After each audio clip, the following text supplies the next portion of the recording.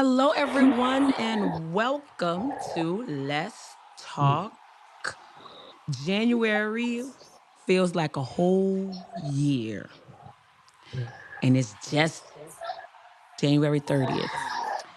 So, we have a lot going on that we're going to talk about in addition to talking to some amazing dads and fathers in around how they engage in the world. So I want to welcome everybody. We're going to give a few people a little time to get in. I want to start off to stay. I'm hearing a echo. I'm doing it solo today. My partner in everything good is not here today. She had another appointment. Christy Givens, our co-founder, is not here. So it's just me and our lovely guest. So I'm going to introduce myself again. It's Rochelle Wilcox. I am the co-founder and CEO of Wilcox Academy of Early Learning, as well as For Providers by Providers. And welcome again. So as we talked about at the top of the podcast, is that January has felt like a whole year in itself, right? So we've had the terrorist attack, the first day of the year. We've had the inauguration of a whole new administration. We've also had a snowstorm. And then where it would cause childcare centers and a lot of businesses and our infrastructures to be closed for at least a week, if not more. And then just this week, the president froze funds and then unfroze funds, and then it's a little bit froze. We're not sure. So it's a lot going on. And then we had just last night, we had a terrible plane crash. And so there's a lot going on in January. Um, but so this podcast is going to kind of talk about the good, the bad, and some ugly. So what we want to do is to, before I bring on our guests, is to be sure that you can drop your questions or comments in the chat box. Um, and we're going to start off today about talking about some things that has been on our minds. So these two young men have been simmering for a little while. We were supposed to have them on December, and then the holidays gotten away, but now it's their time, and we're excited to have them. We're going to talk about father engagement and male teachers, and we have a lot of providers and other people that ask us about this, like, hey, how do you engage dads? In addition to that, the myths and the things that go on with having a male teachers inside of classrooms. So, what we will do, and I'm going to let them introduce themselves. We are going to bring the topic to the forefront. So we're going to bring it right to the forefront. So what I'm going to say is that we will start off with Jared, and then we'll transition over to Zion. And so, what I would like for you guys to do is introduce yourselves. Tell us a little bit about yourself, your little person, and then we'll pass it over to the next person, and then we'll get into it. Hey, Dr. Wilcox, thank you for having me on. I really appreciate it. And like you said, we've been simmering for a while. Can you hear me okay? I can hear you. Okay, cool. I just wanted to make sure. So I'm really excited to be on, so I really appreciate it. My name is Jared the Dreamer. I am a children's book author and an inspirational speaker. God has blessed me to do some amazing things, and I believe we'll go into different aspects of my story today. But I do have a 10-year-old named Jace. That is the joy and the love of my life. He's the reason why I wrote the children's book in the first place. I suffered through depression, not having them, not being able to take care of him, not being able to provide, and still not being connected to family. And so for the longest, things were really up and down. And truthfully and honestly, God did what He told me that He would do, and now I've been a full time single dad for the past year. And so that's been a journey and a process. And so I won't go too deep into any one area today, but again, my name is Jared the Dreamer, and so hopefully I'll get a chance to tell you more about myself. Absolutely. Thank you, Jared. Yes. All right, Zion, we'll pass it over to you. All right. My name is Zion Wilcox. I am the father to Zion Alexander Wilcox II. He is 9 months and he's the newfound love and joy in my life. And I'm a avid fisher and huntsman. I love to be in the outdoors. That's why that's how I feel my peace. So I feel like I'm one.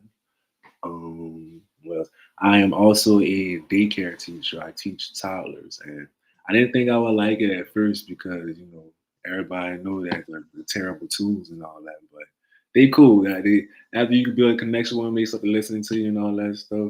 They get cute after a while. But I do like what I do, and I do see that I have a knack for like I think I found my niche. So I kind of want to see like how can I expound and explore in this newfound environment. Thank you. Thank you for telling us both about your little and preteen little person. Um, so let's get into it. I want to again thank you both for being here, and we'll start this conversation about father engagement.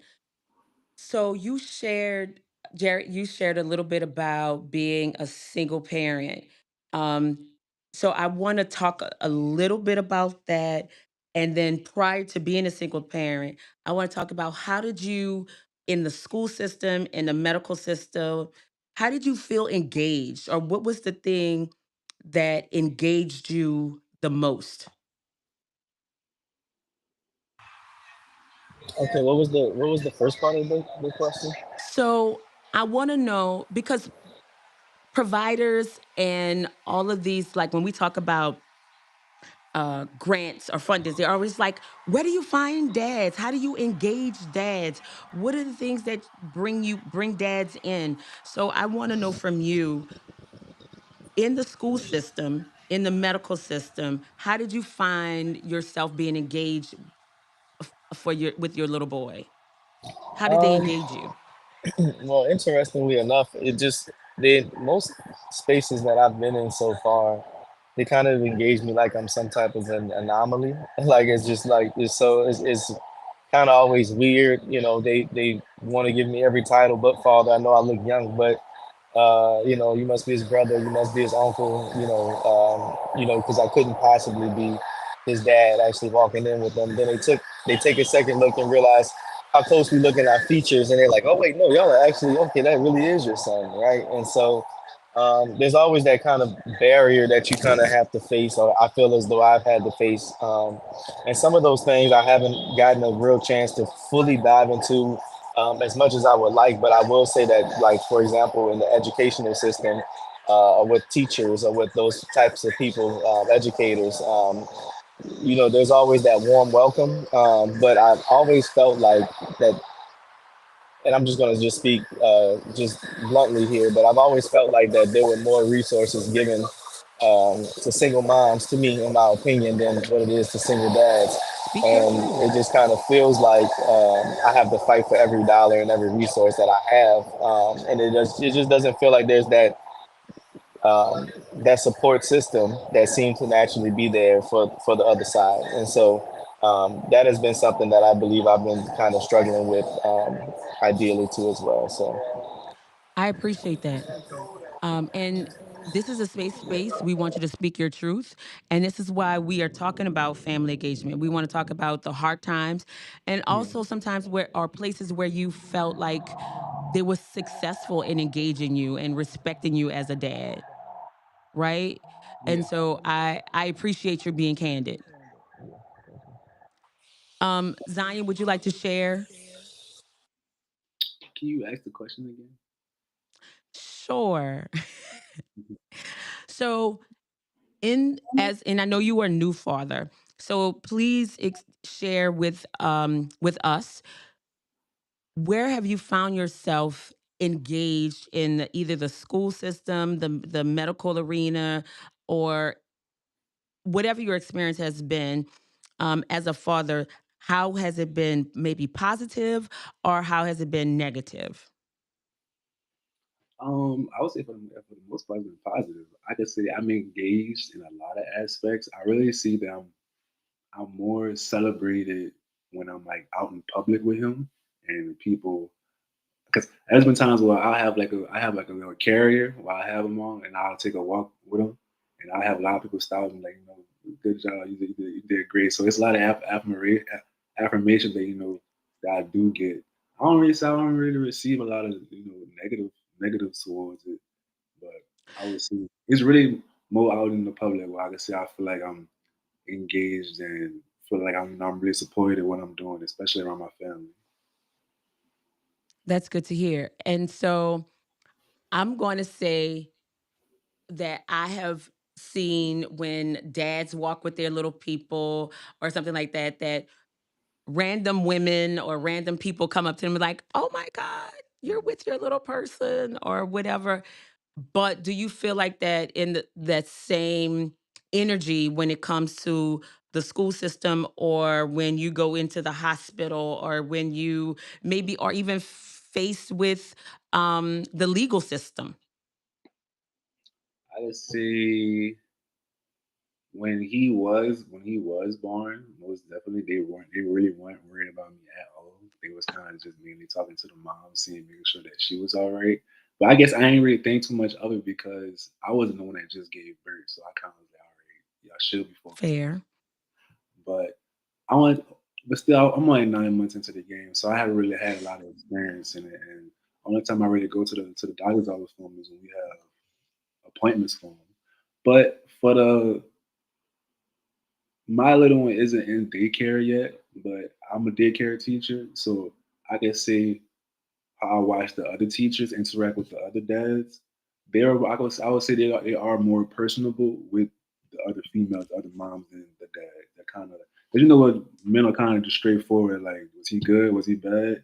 And that's it. But moms, they'll a little bit more to it, like how he did this, he eat that.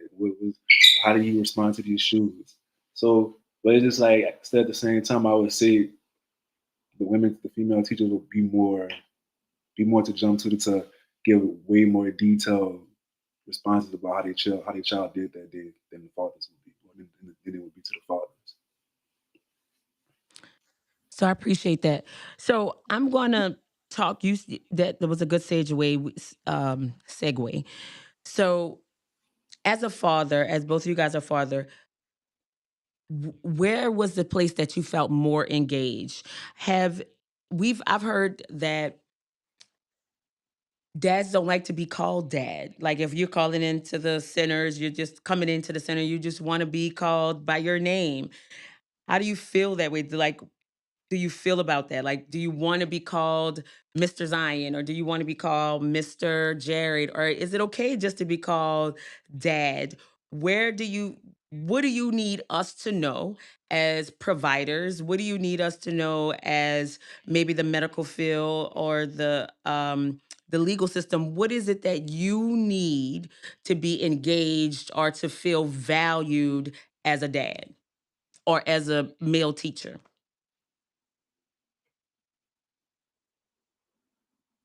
Don't all jump in at one time. Oh, I thought he was gone. But I would say for me, it's just show that I'm mad. Show that you kind of want me to be here. That you really show me that you really kind of care for my son. And I ain't gonna lie, to me that's gonna spark conversation right there. When you spark conversation, the connection will form later. You're just trying to build that rapport with that father. And for me, I wouldn't mind being called that. I kind of like it. I've been called Zion my whole life, so it's a new name I get to go by. So yeah, that's I how I feel. appreciate that. What do you Yeah, say, Mr. Jared? I was about to say just to piggyback on that. Just the initial engagement, I think, is really really key. I don't mind being called dads because it just feels inclusive. When you hear, because everywhere you go, you hear people say, "Oh, there's mom," and you get so excited. So it does actually feel good when you get that same energy sent your direction too as well. And just the anticipation of what you expect when you walk into a center, and just learning about your little one, learning about your child, seeing that, like you said, seeing that they really, really care about him, and they're watching him for real to where they can tell you things about him, that maybe even that you didn't even pick up on and notice, about the way he learns or the way that he receives things. And so I think that being informed is really, really cool and important, and not just assuming that we're there just to pick up, and just to drop off. It's like just for us to be able to know to walk home with something, in our hands. Just that inclusiveness, that inclusivity rather. I think is really, really key. So that's something that I enjoy, and then also just having engagements for dads in particular. So not to be um, I'm just thinking of something now, but just how y'all do like donuts with dads or different engagements like that. Yeah. And it does seem like a lot of times that there are a lot of things that bring a lot of the minds together. So I think it would be cool to just have a community of dads, but that is inclusive of resources too as well that we can connect to actually support our fatherhood journeys. So speaking of that, what would you like to see? Like, as far as resources or as far as father engagement, what would you like to see? Personally, obviously, financial resources is a major key, but also legal resources. A lot of fathers are put in positions that they didn't necessarily ask for, nor did they understand. Yeah. And so the legal system is already, in my opinion, not geared for us to necessarily win. And even in the aspects of how I was able to receive my son full time came through the court system. And it took a story that may not be fit for this setting right now, but it took certain things to happen for him to even be placed in my care. And even then it seemed like they were still looking for other options when I was clearly the number one option there. And so just the aspect of ideally just my story of even being put on child support, without even knowing that I was on child support, without even being on a birth certificate, without even really, I knew that that was my child, but just the situation did not dictate that it should have been able to reach me in that way. And so I could go on and on, but in that way, there's just certain like resource fairs, like we need diapers too, right? We need wipes, we need toilet paper for ourselves, and for those who have toddlers who are now using the big potty, right? And so I don't Yeah. want to keep going, but did I stop? I'm sorry. Am I still going? Oh, can you But hear yeah, me? yeah, I can't. I can hear him. Oh, should I keep going? Y'all keep Can I, going. am I- You cool. What are you saying, Mr. Zion? No, I heard, I'll say for me, there's a lot of government funded programs for single moms, and I don't know one for that. And if they are out there, they're not being advertised enough to the youth. Because I'm only 25, and I still think I'm a young dad. They're not being advertised enough to the youth or even the older people that there are government funded programs for dads out there, or single dads. Because it's kind of like you gotta just get it out the mud, figure out, go to work, go figure it out. But with moms, they have a plethora of of things they can go through and go and be okay. Because some people, I'm not saying that's everybody, but some people have made money just by having kids, and it's like I can't do that at all. I'm not saying I want to go and do that, but it's just like still, I would love to have some assistance or see that America does care about single dads. Well, I appreciate you guys bringing up those points, but we don't want to generalize, right? Like, so we want to be a space where we'll support both mom and both dad. And I will say that in those spaces, even in early care and education, we usually see more moms come in, moms fill out documentation and things like that. But even at our early learning center, we have seen more dads come in the last several years, which has been very exciting. And even to that point, like dads care just as much. Sometimes I will say this, like sometimes dad is just like, he's gonna be okay, go into the class. But there are sometimes when dads fuss over little people just as much as a mom would. And it's vice versa, where mom is like, he's gonna be all right. This okay. And the dad is the one that is fussing a little bit more. So, but I do agree that for the most part, when it comes to like legal system, or when it comes to the medical system, or when it comes to that, those are women centered. And there might be some changes that we need to do, because it takes two people to make a baby. We want to make sure that the system is fair for both parents, right? And so that is one of the things we wanted to do. And we also make sure that, I've heard for years and years, like, y'all do everything for Mother's Day, but when it comes to Father's Day, we get a tie, right? Or we don't get anything as big. Or when it comes to like me, a major athlete who has won the Super Bowl, because the Super Bowl is coming. And it was just like, the microphone gets to his face and he's the first person he thinks might be God. And then he's like, I want to thank my mama. My husband's like, well, why he didn't thank his daddy too? And I'm like, well, I'm his mama. I want him to thank me first. But I get it. I think it should be shared. There's shared roles. Um, so I don't disagree with you guys. I think that there should be, in order to make the space father friendly, we have to listen first. We have to make sure that we are making it a warm environment. Is this what you need? You're saying, I need, maybe some financial support just as much as mom might need. I need legal assistance just as much as mom might need. And I don't think people think about that because they see mom first. So I do agree with that. I understand that. I appreciate you being candid. So, as we talk about engagement and father engagement, or engagement with families, um, Jared, you have a book, and that is you have several books. And one of the things that we could do to engage families and engage fathers is by reading to our little people.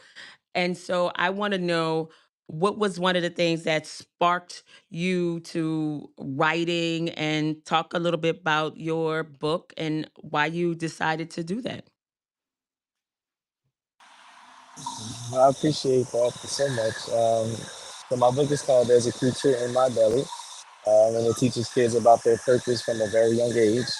Because I was a child who didn't necessarily feel as though I had a very unique purpose. I wasn't outwardly talented, like I saw in other people around me, whether it was playing instruments, singing, dancing, having those outward facing gifts. I felt as though that I was only good from the inside out, and I didn't think that that was very special, nor did I see a way that I could make a life out of that, even from a young age. And so, just going through my journey and through my life, and obviously dealing with the situation with my son, I fell into a deep depression, and I was blessed enough in that moment to truly hear from God.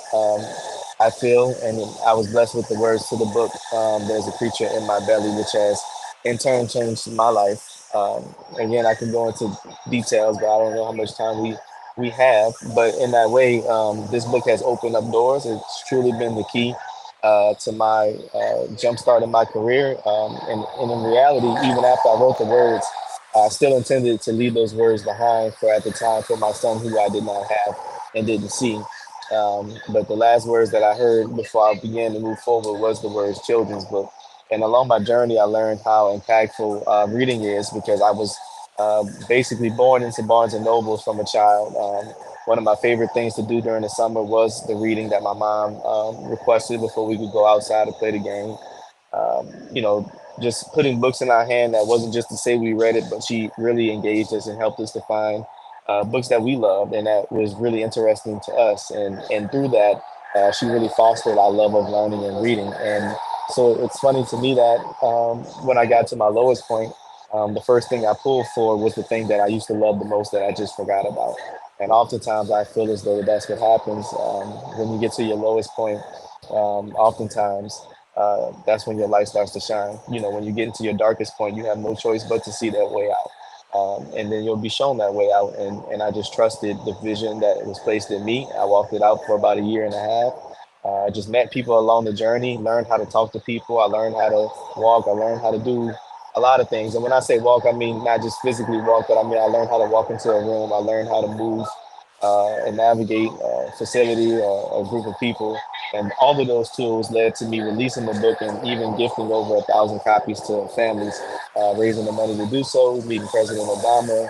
And the story goes on and on. I don't like to talk about myself like that, but in essence, God has truly been faithful to me in my life, and reading has been the cornerstone and the foundation of my entire career. And so it's a blessing for me to teach other young people that they're here for a reason, because I realized that the difference between me and a lot of people who didn't make it past that moment was the idea that I was taught that I had a purpose, and I was taught to read. I was taught to have an imagination, and that I could still be whatever it is I wanted to be.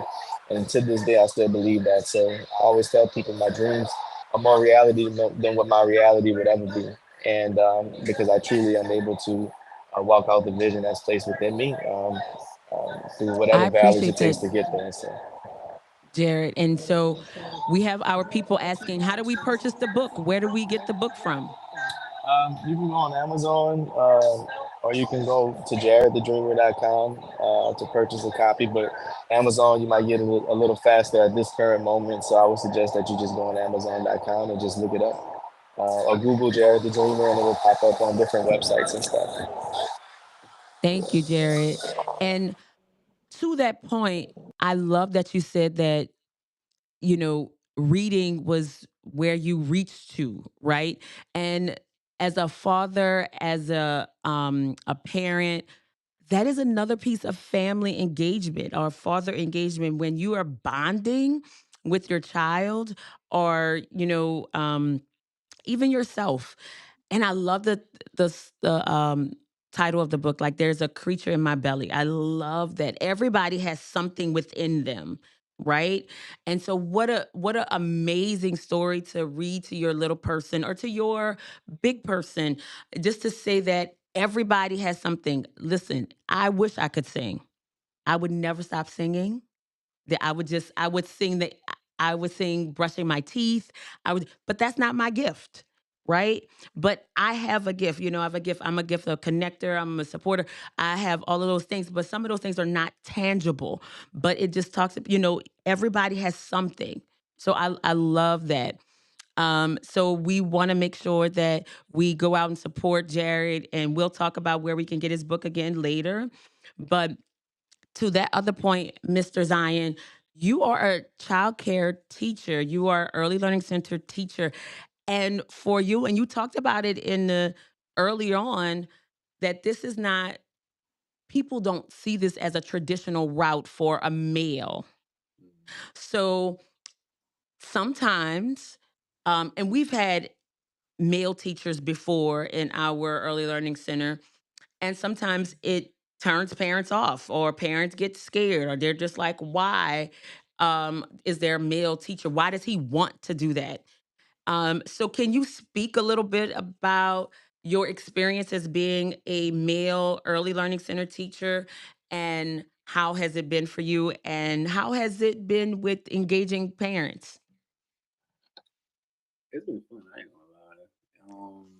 For the most part, when I first started, people were most definitely a little standoffish.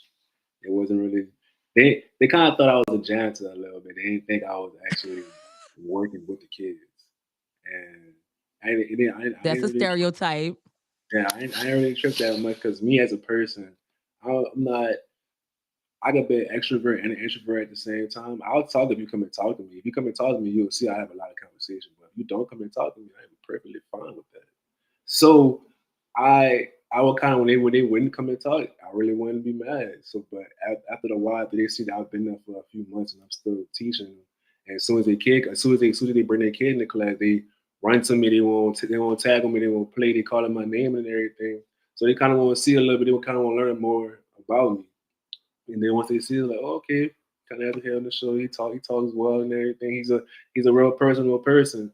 So I wouldn't say I really haven't had like, a lot of bad experiences at all. Just the first part, it was kind of a little standoffish, but again, that didn't really bother me that much. I would say I'm kind of to the kids in my daycare. I am a celebrity. I am Tom Cruise. I am Denzel Washington. Each time I walk past a class that's not even my class, they are calling for me, Mr. Zion, Mr. Zion, give me a dab, give me this, pick me up, hold me. So when you just really just focus on the kids, is real easy. It's like, all right, I don't mind being at all. But That's it's still amazing. but what I'm still sorry, go ahead. with the parents like later on, once they found out you know that I was a cool person, I would say I have no problem with the parents at all. They I was the number two teacher, but they come and talk to me the most now, almost. No shade. No shade at all. No shade at all. No, so I appreciate that. And I think that's fair that when you see a new person or especially a male, there might be some parents that are kind of like standoffish or taken aback or things like that. And then you ease it into me like, hey, come talk to me like, hey, let's let's you let the children do the talking for you. Like, the children are going to come, the children are going to show you that I'm loving, the children will show you that I'm engaged with them, and I'm going to show you that I'm engaged with your children as well. And then the children are your ambassadors, and come that they talk to their parents for you. I will say, as an early learning center provider who have had multiple male teachers in their center, we've had to provide resources around how important it is to have males in the early learning center space.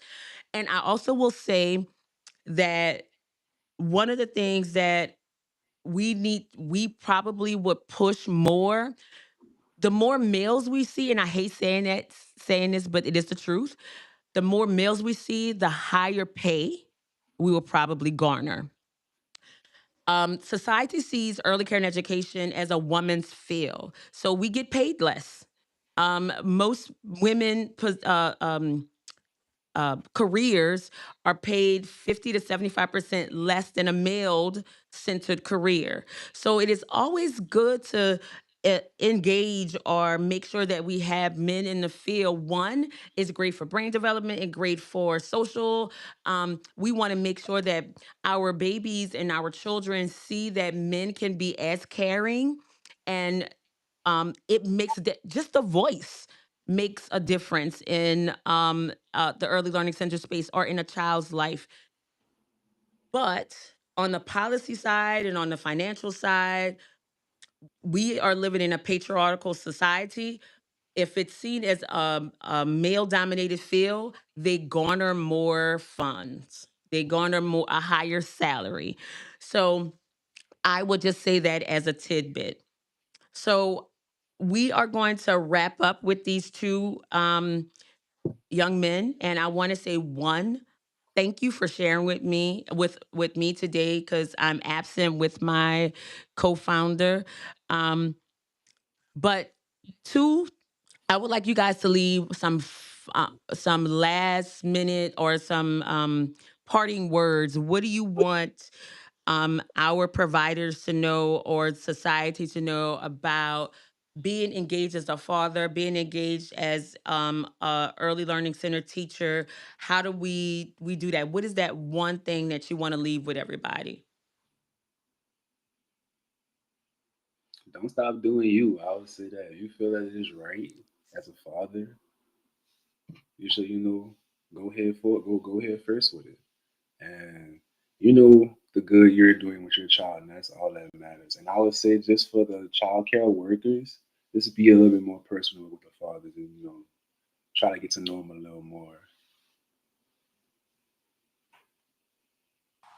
Yeah, and I would definitely agree with that 100%. And I would just honestly just take a moment to say thank you for what it is that you already done. I'm a product of early childhood education centers and being able to be led and be taught. And so I appreciate the effort that is put forth every day. I get a chance to speak at some of the conferences and things like that. So, man, the love, the passion that y'all have for the kids and for the babies is outstanding. And it's something that should really be spoken about a lot more.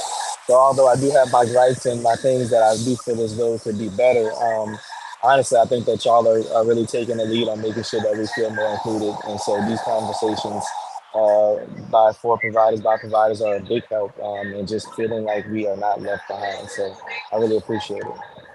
I appreciate those words as well. I also want to task you guys. We are going to be having, along with Go for Louisiana, uh, Dad's Day at the Capitol, which is going to be May 12th. We want to see you guys out there. We want to make sure that we are encouraging dads to be, again, more engaged. And what policies, what things need to be changed? We need the legislators and people to know that dads matters too. Thank you guys. Lastly, again, y'all could pick up Jared's book. There's a Creature in My Belly from Amazon or Google jaredthedreamer.com. That's Thank right. you Thank you so guys. much. You're welcome. All right. Now we're going to talk about the rest of January that seems like it was a year. So the fact is, again, like I said at the top of the podcast, in the beginning of January, we had the terror attack that happened on Bourbon, and it was scary, right? So as a child care as a center provider, it had me think about what emergency preparedness things I needed to do in my early learning center. I tell people all the time that when I first started, my um, handbook was only like 4 pages. Now my handbook is like 45, almost 50 pages because things happen and you have to make another policy about it or explain it to parents or do something different. So it really helped us or it really made us take a look at our emergency preparedness policies. And so one of the things that I want to encourage all of our providers is to, when was the last time you did your drills? An intruder alert, or active shooter, or looked at your emergency preparedness guides. So I know we have to do it because it's a requirement of the state, but I really want to encourage you guys to make sure that you look at it. It should be a living document. In addition to that, what is your system to call parents? Are your parents' contact numbers updated? What is your CCMR system? How will you contact parents in a case of emergency? Is the building that you're supposed to go to, if you are not able to go to your current site, is that still an option? What happens in case of an emergency? So I highly encourage you to look at your emergency preparedness guide and or your policies, and then start doing those drills. Never in a million years did I think that we were going to be a part of New Orleans, a part of um, a terror attack, but it happened. So now we have to open our eyes. And then how do we talk to our little people about it? How do we think our first responders? How do we talk about that? So what resources do you might need? Are there books on it? Are there activities that you can be doing it? How do you talk to, did people lose loved ones? So how do you engage your community around what happened? In addition to that, the wildfires in Louisiana and Los Angeles. Um, Talking to, everybody is related to somebody. You might have somebody to do that. Could you do a drive at your early learning center around clothes? Because people think about adults all the time, but it's not just the adults that are losing homes. It's the children and families that are losing homes as well. So they might need diapers and formula and loveys and blankets and things that make them feel secure in this crazy times where they've lost everything. So we have to be a part of the greater community. So I'm encouraging you to, and it might just be encouraging your parents to send $5 or something to a community that is, or an organization that is donating something. But I really encourage you to maybe even send, have your children do a postcard, or, handprints. People need something that will make them smile in this time of really scary, these wildfires and darkness and things like that. Um, then we had snow. I don't know about y'all, but I had an amazing time in the snow. Um, we're gonna bring on my one of our directors, and she's gonna share with us some of the things that we did during that snow blizzard storm. We don't even know what to call it because we used to water and we used to heat, but the snow, I don't know, y'all, but I enjoyed it. I enjoyed it. So this is Miss Domino Perkins. She is our director at our Wilcox Academy Suno site. And so one of the things that I told people is that I got lots of text messages, and I was also calling people like it's still snowing. Like it's really snowing. Um, but in addition to that, what were some of the things? Can you share some of the things that we did, or you would recommend people to do if that happened again? It was a phenomenon, um, to experience that with their children. Yeah, the best thing encouraged our family out with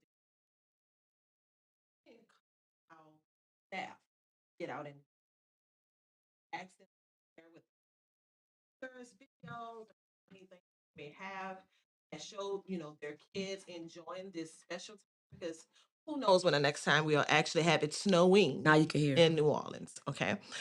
It has snowed here before, but it has never been snowing. And it's a difference.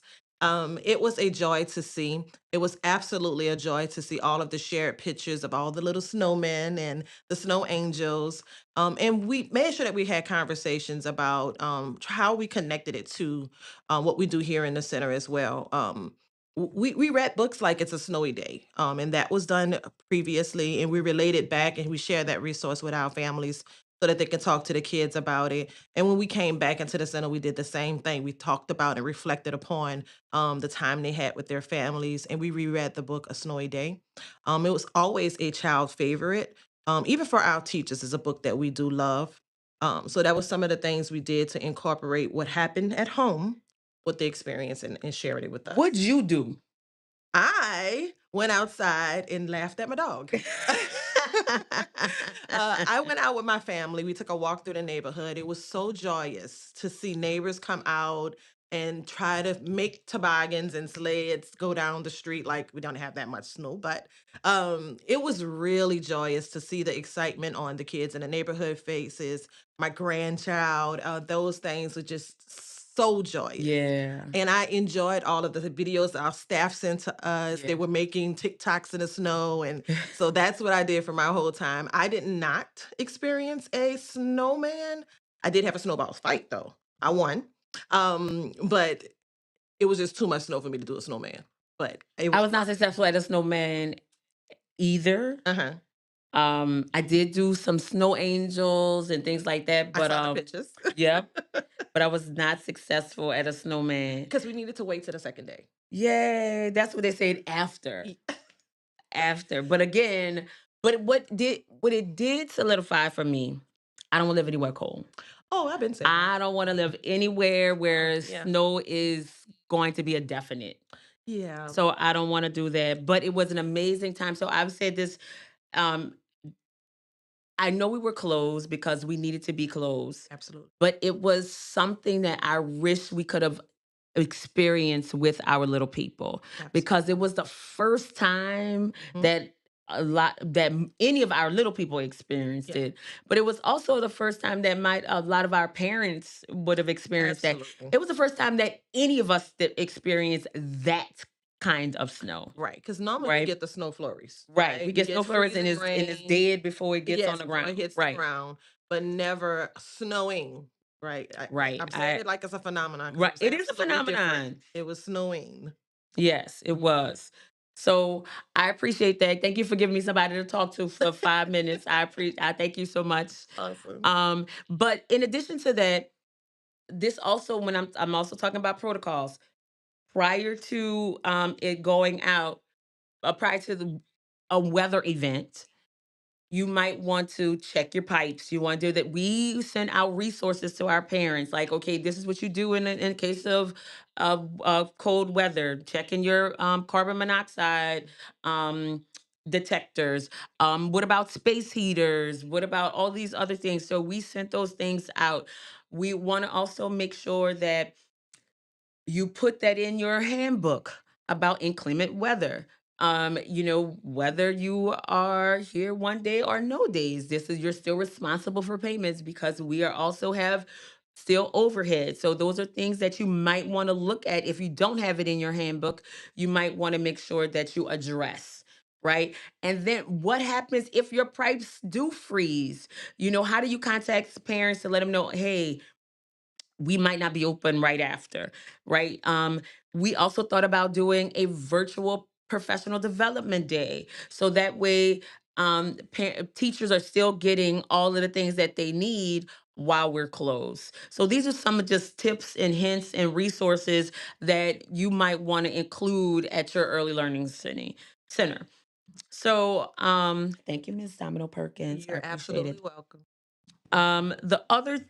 The last few things I wanted to just talk about is that over the last 2 days, we have gotten first information from our new administration that all of our funds, all federal funds, was frozen, which also included like CCAP, B3, um, even like our LDOE, all of those things, which sent people in a frenzy, including me. It was just like, wait, what's going on? We had providers calling. We were just trying to figure out what was going on. And so then after that, we got an email saying, well, and even if you have an early Head Start partnership, that also would have been in jeopardy. So then we got an email several hours later because the portals were closed. You couldn't draw down any funds. All of those things were locked out. And so it was really panic mode. And so we got a email a few hours later saying, "Hey, psych, um, it's not what you think. These programs are not frozen, or it was a temporary because the judge put a temporary hold on it. This is what we're going to do." And then we got an official notice from the office of the president and all those things.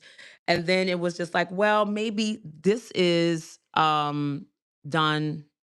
I'm frozen. I don't know if you can hear me or not. So this is what is these pots are frozen, but these pots are not. So I will say this. Now is the time because we don't know. We don't know if something could change tomorrow or next week. I would say not to get caught up in all of the panic. Do what you can do now. Now is the time to plan. We know that something may be coming. This might have been a precursor. We want to be prepared as possible. So, with that being said, what does it look like to market to um, more private paying parents, or what does it look like to make sure that all of your agencies have drawn down their federal funds or the federal funds that they can? What does it look like to advocate? This is when we need to go out and make sure that our voices are heard and talk to your teachers and talk to your parents about if we don't have this federal funding, these programs no longer exist. So I need you to band together, link arm in arm, so we can go and talk to the powers that be around this is a requirement. I say this all the time, if there's no early care and education, there is no economy. People cannot work. Right. And a lot of early care and education is tied to federal dollars. So if we are trying to work people out of poverty, we need to make sure that we have spaces, quality spaces, affordable spaces where little people, they can bring their little people. So one is linked to the other. So now is the time for us to again get prepared, link arm in arm, make sure we're doing everything we do to keep people educated, engaged, and ready to advocate. So with all of that being said, I want to say thank you for being for Providers by Providers um, follower, member, supporter. I know we talked about a lot. And the reason why we talked about a lot is because January has been a lot, right? Um, in on Saturday, it will be a whole new month. And let's hope that not only does the whole new month bring us bigger and better things, but the rest of the year. And if not, that we will be a stronger people for the things that we might be going through. We want to, again, link arm in arm. I also want to remind you that our conference will be coming up August 1st and 2nd. And so there will be information that will be coming out to you shortly. So make sure you're checking your emails and your text messages. Um, in addition to that, I want to thank Jared the Dreamer as well as Mr. Zion for coming on the podcast and sharing their experiences. We have to support all of our parents, but I want to make sure that we make a safe space for our parents as our dads as well. We really want to make sure that our early learning centers are the hubs for parents to feel safe and secure, as well as providers are educating themselves on what that takes to do that and how to educate. So, a few things I want to wrap up with: make safe spaces for not just moms, but dads and guardians. We want everyone to feel like our early learning centers are for them. The next thing I want to say that we are still here. Every day that we're still here gives us another day to make it better and to band together and to continue to advocate and fight. The next thing I want to say is don't forget about our conference coming up. And the last thing is go and support Jared. His book can be found on Amazon. There is a creature in my belly. Have an amazing rest of your week. Please continue to follow us on all social media channels, and we will see you next time.